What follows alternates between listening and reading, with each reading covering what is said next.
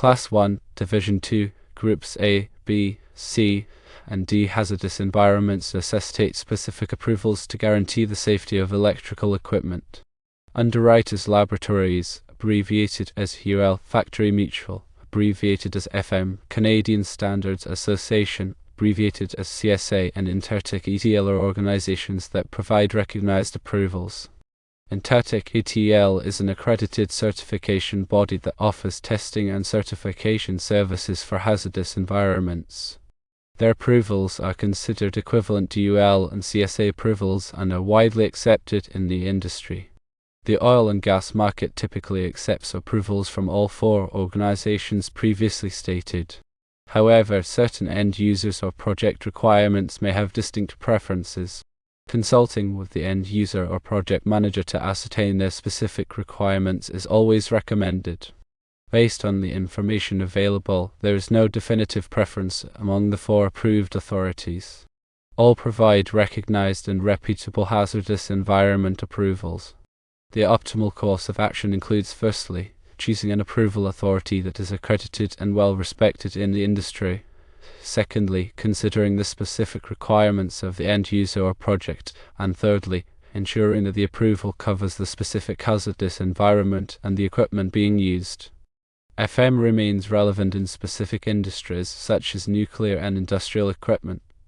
Nonetheless, their approvals for electrical equipment are generally considered less common than those from UL, CSA, and ETL. It is important to acknowledge that product brochures may occasionally use the term ANSI/UL equivalent to refer to approvals from CSA or ETL. This is a common industry practice and does not diminish the validity or acceptance of these approvals. Independent advice on hazardous environment approvals can be obtained from expert consultants, engineers, or safety organizations. It is necessary to clarify the roles and acceptance of different certification bodies, specifically UL, FM, CSA, and ETL, concerning Class 1, Division 2, Groups A, B, C, and D hazardous environments. Each organization's standing and the factors influencing their selection for specific applications are important. Underwriters Laboratories (AL) is a globally recognized safety certification company. It develops standards and tests products for safety.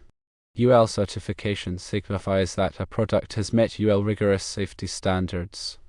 Factory Mutual (FM), now FM Global, is an insurance company that also conducts testing and certification, primarily focused on property loss prevention. FM approvals are often sought for equipment used in hazardous locations where fire and explosion risks are significant. Canadian Standards Association (CSA) is a standards development and certification organization. CSA certifications demonstrate that a product has been tested and meets applicable Canadian and U.S. standards. Intertek ETL (ETL) is a nationally recognized testing laboratory (NRTL) that provides safety testing, certification, and inspection services. ETL listed mark indicates that a product has been tested to meet applicable standards. Each of these organizations plays a crucial role in certifying equipment for use in hazardous environments.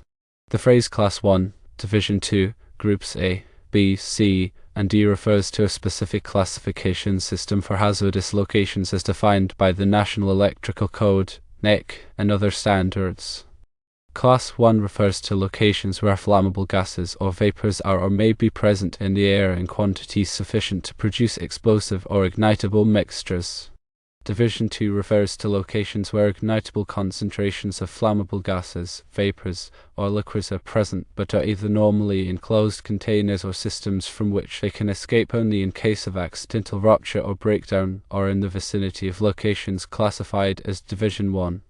Groups A, B, C, and D are further subdivisions within Class 1 that categorize the specific types of hazardous materials present.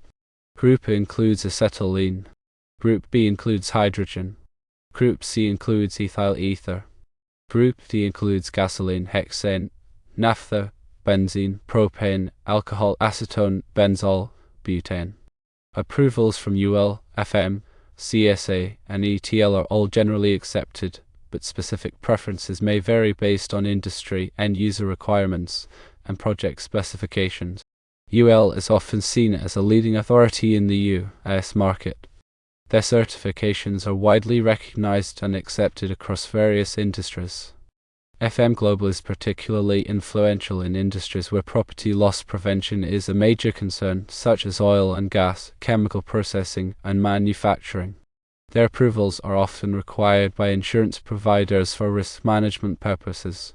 CSA is a prominent certification body in Canada, and their certifications are essential for products sold or used in Canadian markets.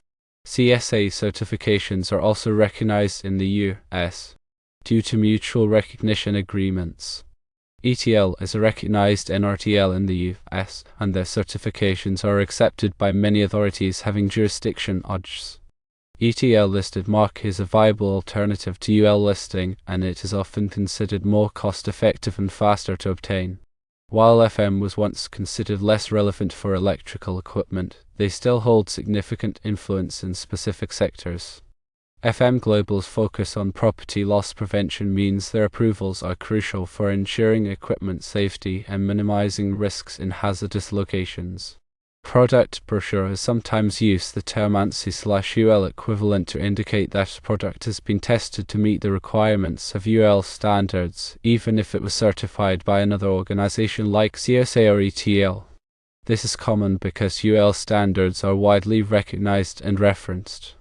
It's essential to verify the specific standards to which the product was tested to ensure compliance with the application requirements. When selecting a certification body, several factors should be considered. These include, firstly, the acceptance of the certification by the end user or authority having jurisdiction. Secondly, the specific requirements of the project or application. Thirdly, the cost and turnaround time for certification. Fourthly, the reputation and expertise of the certification body. To make an informed decision, it is advisable to firstly consult with end users, project managers, or safety engineers to determine their preferred certification bodies. Secondly, review project specifications and regulatory requirements to identify any mandatory certifications. Thirdly, obtain quotes and timelines from multiple certification bodies to compare costs and services. Fourthly, verify the accreditation and recognition of the certification body by relevant authorities. Expert consultants, engineers, and safety organizations can offer independent advice on hazardous environment approvals. These professionals can provide guidance on selecting the appropriate certification bodies, interpreting standards, and ensuring compliance with safety regulations. Understanding the nuances of hazardous environment approvals is crucial for ensuring the safety of electrical equipment in potentially explosive atmospheres. All FM, CSA, and ETL are all reputable certification bodies, and the choice depends on various factors, including market preferences, project requirements, and cost considerations. Independent advice from experts can help navigate the complexities of these approvals and ensure compliance with applicable standards.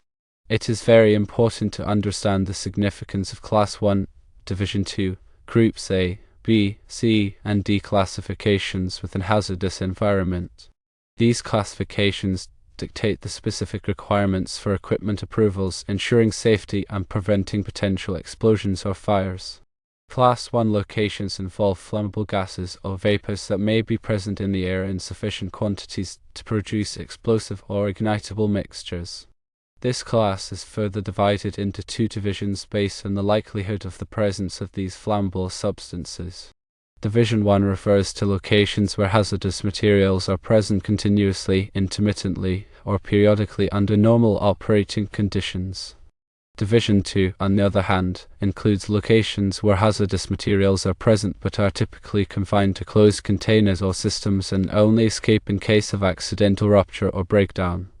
Within Class 1, the hazardous materials are further categorized into groups based on their chemical properties and ignition characteristics. Group A includes acetylene, a highly flammable gas used in welding and chemical synthesis. Group B includes hydrogen, another highly flammable gas used in various industrial processes. Group C includes ethyl ether, a volatile and flammable liquid used as a solvent and anesthetic. Group D includes a wide range of flammable liquids and gases such as gasoline, hexane, naphtha, benzene, propane, alcohol, acetone, benzol, and butane, which are commonly used as fuels and solvents. Each of these groups has distinct ignition temperatures and explosion pressures, requiring specific safety measures and equipment designs. Equipment used in Class 1, Division 2, Groups A, B, C, and D hazardous environments must be designed and tested to prevent ignition of the surrounding atmosphere. This typically involves the use of explosion-proof enclosures, intrinsically safe circuits, or other protective measures. The specific requirements for equipment approvals vary depending on the certification body and the applicable standards. However, all approved equipment must undergo rigorous testing to ensure that it meets the necessary safety requirements. Underwriters Laboratories offers various certifications for equipment used in hazardous locations, including UL listing and UL classification. UL listed equipment has been tested and certified to meet UL safety standards for a specific application. UL classified equipment has been evaluated for specific properties or characteristics, such as its ability to operate safely in a hazardous environment. Factory Mutual FM also provides approvals for equipment used in hazardous locations. FM approvals are based on FM Global's property loss prevention standards, which focus on minimizing the risk of fire, explosion, and other hazards. Canadian Standards Association (CSA) offers certifications for equipment used in both Canadian and U.S. hazardous locations. CSA certifications demonstrate that a product has been tested and meets applicable Canadian and U.S. standards. Intertek ETL provides safety testing, certification, and inspection services for equipment used in hazardous environments. ETL listed mark indicates that a product has been tested to meet applicable standards and is a viable alternative to UL listing. When selecting equipment for use in Class 1, Division 2, Groups A, B, C, and D hazardous environments, it is essential to choose equipment that has been approved by a recognized certification body. It is also important to verify that the equipment is suitable for the specific hazardous materials present in the location. In addition to equipment approvals, proper installation and maintenance practices are crucial for ensuring safety in hazardous locations.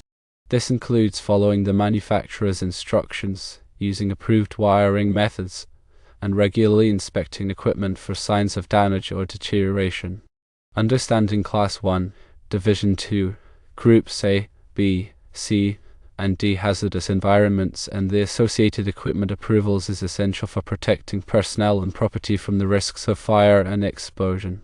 By selecting approved equipment and following proper installation and maintenance practices, it is possible to create a safe working environment in these potentially hazardous locations.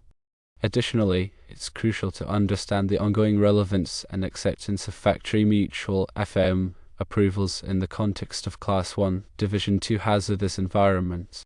While it's true that FM prominence in electrical equipment certification may have evolved, their role in property loss prevention and risk management remains significant, particularly in industries like oil and gas, chemical processing, and manufacturing. FM Global, the entity behind FM approvals, is an insurance company that places a strong emphasis on risk mitigation. Their approvals are often sought by companies seeking to minimize potential losses from fires, explosions, and other hazards. FM-approved equipment is designed and tested to meet stringent standards that aim to prevent these types of incidents. While UL, CSA, and ETL focus primarily on product safety, FM takes a broader approach that considers the overall risk management strategy of a facility. This includes evaluating factors such as fire protection systems, emergency response plans, and operational procedures. In some industries, insurance providers may require FM approvals as a condition of coverage. This is because FM-approved equipment is seen as a reliable way to reduce the likelihood of costly incidents. Despite the availability of other certification options, FM approvals continue to be valued for their emphasis on property protection and risk management. When choosing equipment for hazardous locations, it's important to consider not only the safety certifications but also the overall risk profile of the facility. FM approvals can provide an added layer of assurance that the equipment is designed to minimize potential losses. It's worth noting that FM Global also conducts research and develops standards related to fire protection and hazard mitigation.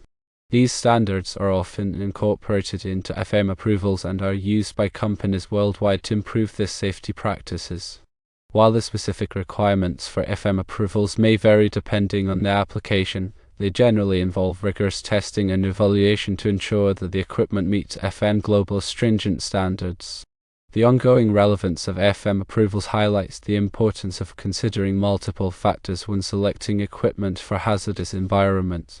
While UL, CSA, and ETL certifications are essential for ensuring product safety, FM approvals can provide additional assurance that the equipment is designed to minimize property losses and mitigate risks. It is important to know how expert consultants, engineers, and safety organizations can assist in navigating the complexities of hazardous environment approvals, including those from UL, CSA, ETL, and FM. These professionals possess in-depth knowledge of the applicable standards, regulations, and industry best practices. Their expertise can be invaluable in ensuring that equipment and facilities meet the necessary safety requirements. Expert consultants can provide guidance on selecting the appropriate certification bodies for specific applications. They can assess the project requirements, evaluate the available options, and recommend the certification bodies that are most widely accepted and respected in the relevant industry. These consultants can also assist in interpreting the complex standards and regulations that govern hazardous environment approvals. They can explain the requirements in clear and concise terms, helping companies understand their obligations and ensure compliance. Engineers play a crucial role in designing and implementing safety systems for hazardous locations. They can develop detailed engineering drawings, specifications, and procedures that meet the applicable standards. Engineers can also conduct risk assessments to identify potential hazards and recommend appropriate mitigation measures. Safety organizations such as the National Safety Council, NSC, and the American Society of Safety Professionals, ASP, provide resources, training, and certifications related to hazardous environment safety. These organizations can help companies develop and implement comprehensive safety programs that protect workers and prevent incidents. Expert consultants, engineers, and safety organizations can also assist in the preparation of documentation required for hazardous environment approvals. This includes gathering technical data, conducting tests, and preparing reports that demonstrate compliance with the applicable standards. They can also represent companies during audits and inspections conducted by certification bodies or regulatory agencies. In addition to their technical expertise, these professionals can also provide valuable insights into industry trends and best practices. They can help companies stay up to date on the latest developments in hazardous environment safety and ensure that their practices are aligned with industry standards. When seeking assistance with hazardous environment approvals, it's important to choose professionals with the appropriate qualifications and experience. Look for consultants, engineers, and safety organizations that have a proven track record of success in the relevant industry. It is also important to ensure that they are familiar with the specific standards and regulations that apply to the project or facility. By leveraging the expertise of these professionals, companies can navigate the complexities of hazardous environment approvals with confidence and ensure the safety of their workers and facilities. These are ways to ensure that equipment is properly installed and maintained in Class 1, Division 2 hazardous locations to maintain safety and compliance. Proper installation and maintenance are critical for ensuring the ongoing safety and reliability of equipment in Class 1, Division 2 hazardous locations. Even if equipment is properly certified, improper installation or inadequate maintenance can compromise its safety and lead to potentially dangerous situations. Firstly, all installation work should be performed by qualified and experienced personnel who are familiar with the applicable codes and standards. This includes electricians, technicians, and engineers who have received specialized training in hazardous location safety. Secondly, equipment should be installed in accordance with the manufacturer's instructions and the applicable codes and standards, such as the National Electrical Code (NEC). This includes ensuring that the equipment is properly grounded, sealed, and protected from physical damage. Thirdly, wiring methods used in Class 1, Division 2 locations must be approved for use in hazardous environments. This typically involves the use of rigid metal conduit, flexible metal conduit, or other approved wiring methods that provide a secure and explosion-proof enclosure for the wiring. Fourthly, all electrical connections must be properly made and tightened to prevent loose connections, which can lead to arcing and ignition of flammable vapors. Fifthly, equipment enclosures should be properly sealed to prevent the ingress of flammable vapors. This includes ensuring that all gaskets, seals, and fittings are in good condition and properly installed. Sixthly, regular inspections and maintenance should be performed to ensure that the equipment is in good working order and that all safety features are functioning properly. This includes inspecting enclosures for damage, checking wiring connections, and testing safety devices. Seventhly, any damaged or defective equipment should be repaired or replaced immediately. This includes equipment with cracked enclosures, damaged wiring, or malfunctioning safety devices. Eighthly, a written record of all inspections, maintenance, and repairs should be maintained. This record should include the date of the work, the name of the person who performed the work, and a description of the work that was performed. Ninthly, personnel working in Class 1, Division 2 locations should receive regular training on hazardous location safety. This training should include information on the hazards present in the location, the proper use of equipment, and emergency procedures. Tenthly, a permit system should be used to control hot work, such as welding or cutting, in Class 1, Division 2 locations. This permit system should ensure that all necessary precautions are taken to prevent ignition of flammable vapors. By following these guidelines, companies can ensure that equipment is properly installed and maintained in Class 1, Division 2 hazardous locations, reducing the risk of fire, explosion, and other incidents.